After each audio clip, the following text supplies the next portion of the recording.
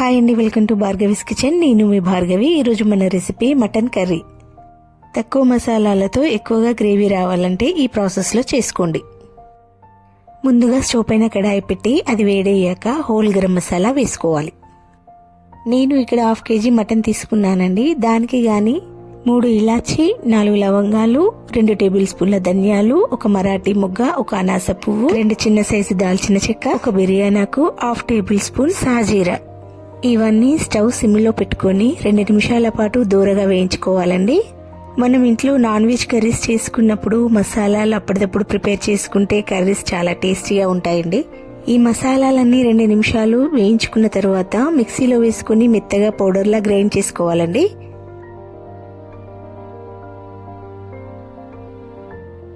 తర్వాత అదే కడాయిలో 6 టేబుల్ స్పూన్స్ ఆయిల్ వేసుకోవాలి. ఆయిల్ వేడయ్యాక దాంట్లో ఆనియన్, గ్రీన్ చిల్లీ వేసుకోవాలి. నేను ఇక్కడ గ్రేవీ ఎక్కువగా రావడానికి 2 పెద్ద సైజ్ ఆనియన్స్ తీసుకున్నానండి. చక్కగా ఒకసారి అంతా కలుపుకొని గోల్డెన్ బ్రౌన్ కలర్ వచ్చే వరకు ఆనియన్స్ ఆయిల్లో వేయించుకోవాలి.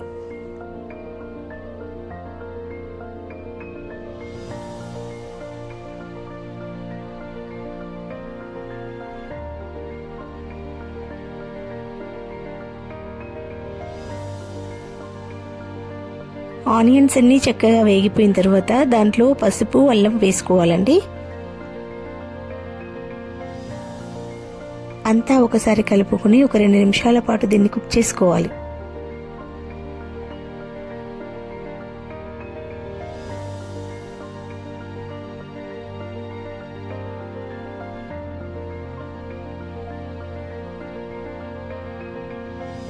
రెండు నిమిషాల తర్వాత దీంట్లో ఇప్పుడు మనం మటన్ యాడ్ చేసుకోవాలండి. ఈ మటన్ని శుభ్రంగా 2 సార్లు నీళ్లు వేసి కడగాలండి.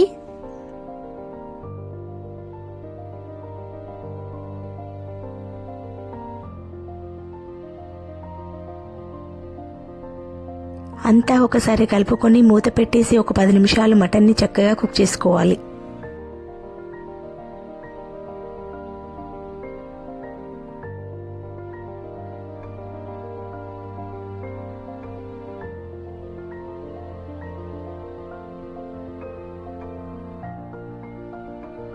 పది నిమిషాల తర్వాత మూత తీసేసి దీంట్లో రెడ్ చిల్లీ పౌడర్ యాడ్ చేసుకోవాలండి.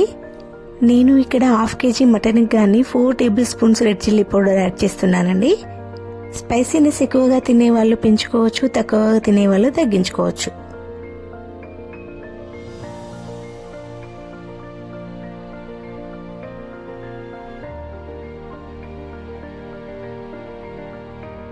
అంతా ఒకసారి కలుపుకొని మూత పెట్టేసి మరొక 10 నిమిషాలు మటన్ని చక్కగా కుక్ చేసుకోవాలి.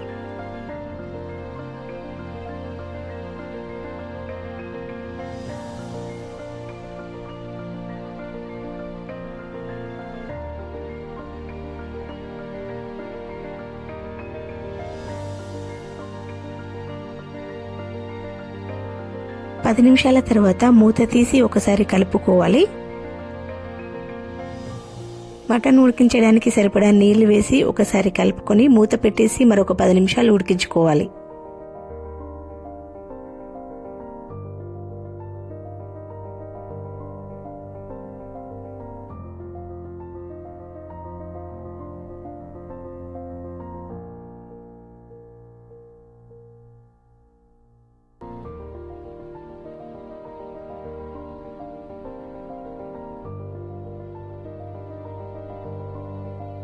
పది నిమిషాల తర్వాత మూత తీసి మనం ముందుగా ప్రిపేర్ చేసి పెట్టుకున్న మసాలా పొడిని దీంట్లో యాడ్ చేసుకోవాలి.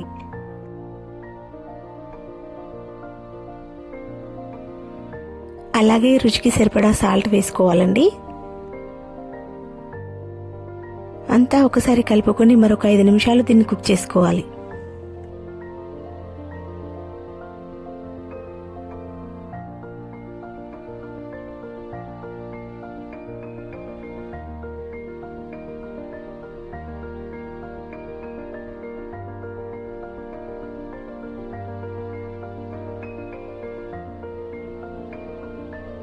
ఐదు నిమిషాల తర్వాత దీంట్లో కొత్తిమీర వేసుకోవాలి.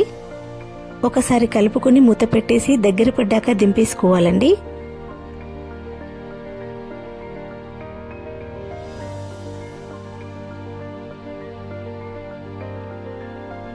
ముక్క ఉడికిందో లేదో చూసి దింపేసుకోవాలండి. ఈ వీడియో కనుక మీకు నచ్చినట్లయితే లైక్ చేయండి, సబ్స్క్రైబ్ చేయండి. నేను మరిన్ని వీడియోలు చేయడానికి సపోర్ట్ చేయండి. Thank you for watching.